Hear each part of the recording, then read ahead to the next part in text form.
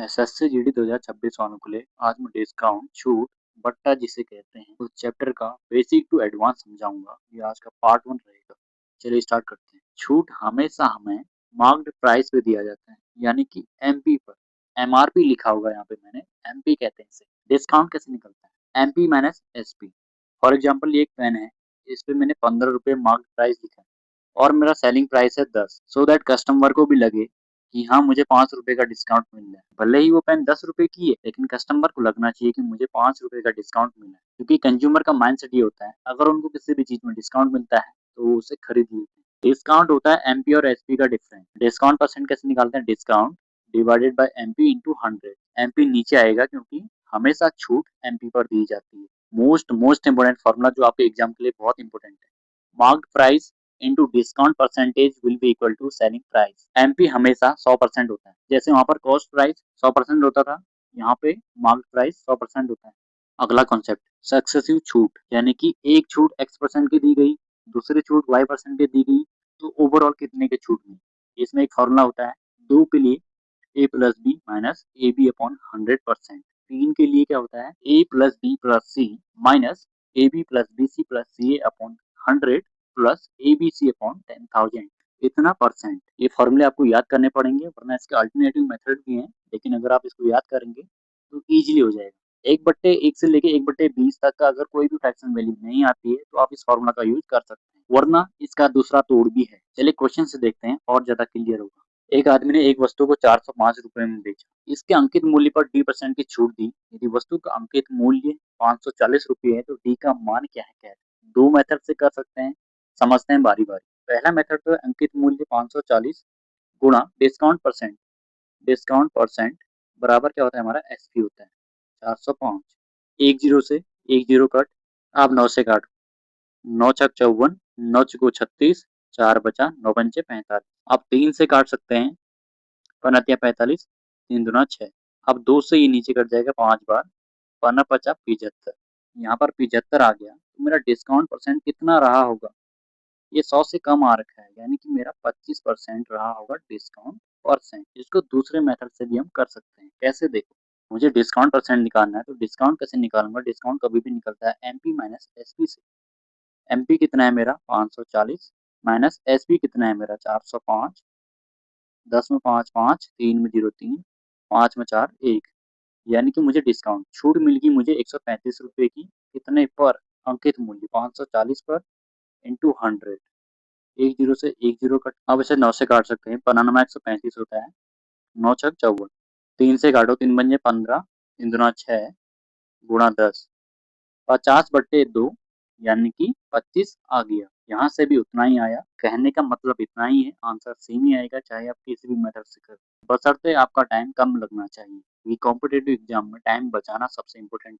Next question, एक दुकानदार 7% और 2% की कर्मी छूट प्रदान करता है, तो एकल छूट। मैंने कहा था जब हमें फ्रैक्शन वैल्यू याद ना हो तब हम फॉर्मूला का यूज करते हैं। फॉर्मूला होता है A plus B minus A B upon 100%। A plus B, 7 में 2 9, माइनस ए बी अपॉन 100, यानी कि 0.14। कैसे आया? 7×4/100। जल्दी जल्दी कर रहा हूँ, आई होप आप समझ रहे होंगे। 9.00, यहाँ पर 0.14 माइनस कर दो। 10 में 4 6, 9 में 1 8, यहाँ पे 8, 8.86% की मुझे छूट मिली होगी। इससे हम दूसरे तरीके से भी कर सकते हैं। कैसे? देखो, एमपी को 100 मान के, माना मेरा एमपी 100 है, कह रहा है 7 की छूट देता है, यानी कि 93 में बेचा होगा, 93/100 गुणे फिर 2 की छूट देता है, यानी कि 98/100। तो 100 से 100 कट गया। 93 गुणा 98 करो। 93 गुणा 98 कैसे करूंगा? देखो, 98 गुणा 93, 8 तिया 24, 2, 9 तिया 27, 8 दम 72, 72 में 27, 7 2 9, 7 2 9, 99 में 2, 101, यानी कि 10 मेरे पास हासिल रहा। 9 नमी 81, 81 में 10, 91, और मुझे 100 से डिवाइड करना है, यानी कि 91.14। अब मैं 100 में से 91.14 घटा दूंगा तो मेरा कितना आएगा? 8.86 ही आएगा। Next question very very important. इसे मैं 3 तरीके से कराऊंगा, 60%, 70% और 80% की कर्मी छूट का एकल छूट परसेंट क्या है? पहला तरीका, फॉर्मूला मेथड। फॉर्मूला क्या लगता है? A plus B plus C minus A B plus B C plus CA upon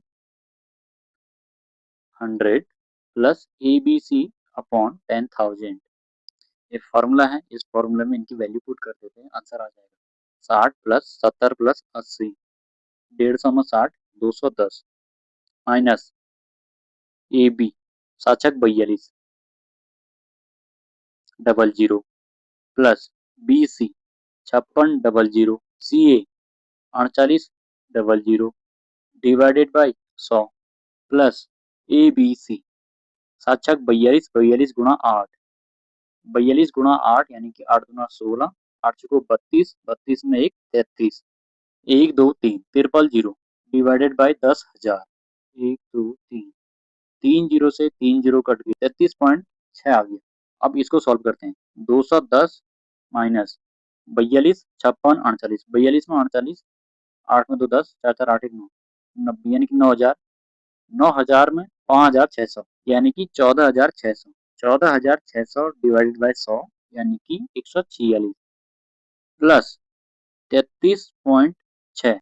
अब माइनस कर लेते हैं पहले 10 में 6 4 एक कम हो गया 10 में 4 6 एक में 1 0 प्लस 33.6 कितना हो जाएगा 6 4 में 3 7 6 में 3 9 97.6% पहले मेथड से। दूसरा मेथड है रेशियो मेथड से। फ्रैक्शन वैल्यू याद होनी चाहिए 60% 20% 1/5 यानी कि 3/5 एमपी और एसपी का रेशियो बनाते हैं। देखो 60% का मतलब होता है 3/5 5 तो मेरा एमपी हो गया और 3 जो है छूट है, तुम बेच कितने में रहा हूँ 2 में 70% यानी कि 7/10 10 की चीज पर मैं 7 की छूट दे रहा हूँ यानी कि 3 बेच रहा हूँ।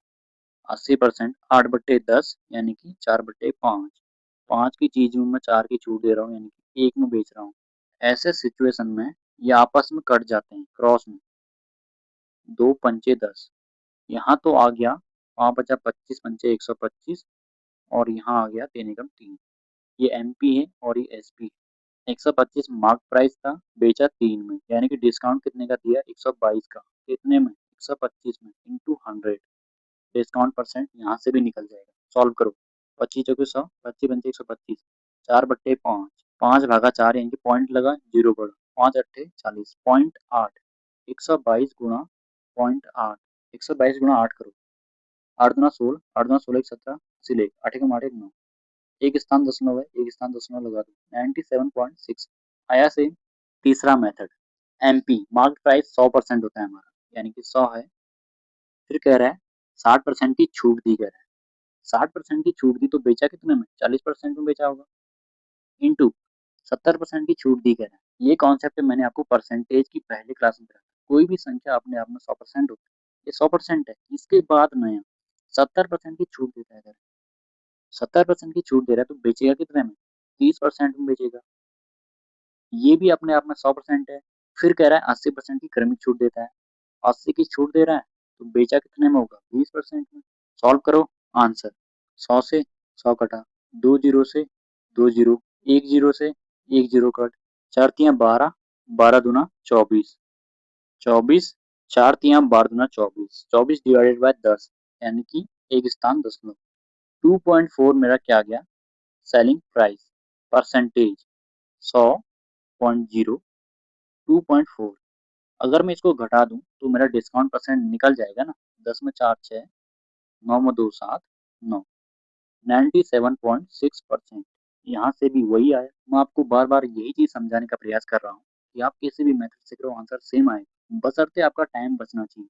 इसमें टाइम किससे बचेगा ये मेथड इसमें परफेक्ट रहेगी और ये मेथड भी। लेकिन अगर आप फॉर्मूला लगाने बैठ गए तो आपका टाइम बहुत कंज्यूम हो जाएगा और टाइम आपके लिए बहुत इंपॉर्टेंट है competitive exam. Next question very important. एक दुकानदार एक वस्तु पर उसके क्रय मूल्य से 24% अधिक अंकित करता है और 15% की छूट देता है। यदि वस्तु को बेचकर 27 रुपए का लाभ हो तो वस्तु का विक्रय मूल्य क्या है कह रहे हैं। सबसे पहले हमें कॉस्ट प्राइस सेलिंग प्राइस और मार्केट प्राइस का रेशियो बनाना चाहिए। क्रय मूल्य से 24 अधिक अंकित करता है। क्रय मूल्य माना मेरा 100% है तो अंकित कितना करता है 24 अधिक यानी कि 124% हो गया होगा। अब कह रहा है 15% की छूट भी देता है। एक फॉर्मूला पढ़ा था हमने अभी market price into discount percent बराबर हमारा सेलिंग प्राइस आ जाता है। 5 से काटते हैं 17 पंचे 85 20 गुणा 124, 4 पंचे 20, 4 तिया 12, 4 एकम 4, 5 छक 30, 1 बचा पॉइंट 0, 15 10, 17 दूना 34 की 4 हासिल 3, 17 छका 102, 102 में 3 105, 105.4। ये मेरा आ गया सेलिंग प्राइस 105.4। आप क्या कह रहे हैं? यदि वस्तु को बेचकर 27 रुपए का लाभ हो, कॉस्ट प्राइस सेलिंग प्राइस 100 में खरीदा 105.4 में बेच दिया, यानी कि 5.4 का मुझे प्रॉफिट हुआ होगा। ये कह रहा है 27 रुपए का लाभ हुआ, तो एक की वैल्यू कितने आ गई, पॉइंट हटा 0 बढ़ा नीचे, तो 54 की वैल्यू मेरी आ गई 270। 27 से काटो, 27 दूना 54, 27.270, 2 पंचे 10, 1 यूनिट की वैल्यू 5 आ गई। अब कह रहा है वस्तु का विक्रय मूल्य 105.4 की वैल्यू, यानी कि 105.4 गुणा 5, 5 चौके 20, 5 बचा 25 के 5 हासिल 2, 27 हासिल 2, 5 शून्य शून्य 2, 5 का 5, पॉइंट एक स्थान रहा, यानी कि 527 इसका आंसर आ गया। आज की वीडियो का लास्ट क्वेश्चन, एक घड़ी जिसका अंकित मूल्य 8400 रुपया है, दो क्रमिक छूट के बाद 5040 रुपए में बेची जाती है। यदि पहली छूट 25% है तो दूसरी छूट परसेंट कितनी है? कह रहा है। इसको करने का तरीका, मोस्ट इंपोर्टेंट क्वेश्चन, अंकित मूल्य 8400, अंकित मूल्य पर कितने की छूट दी है? 25 की छूट दी है, यानी कि बेचा कितने में होगा? 75% में बेचा होगा, गुणा दूसरे में कितने की छूट, x बट्टे 100, बराबर कह रहा है इतने में बेच देता है, कितने में बेचा? 5040 में। इस इक्वेशन में ही इसका आंसर आ गया, लेकिन इसको समझ लो दोबारा। ये मेरा एमपी था, ये मेरा डिस्काउंट परसेंट है, यानी कि 25 का डिस्काउंट है, तो मैंने बेचा कितने में होगा? 75 में बेचा होगा, तो ये सेलिंग प्राइस आ गया इतना, मेरा सेलिंग प्राइस आ गया।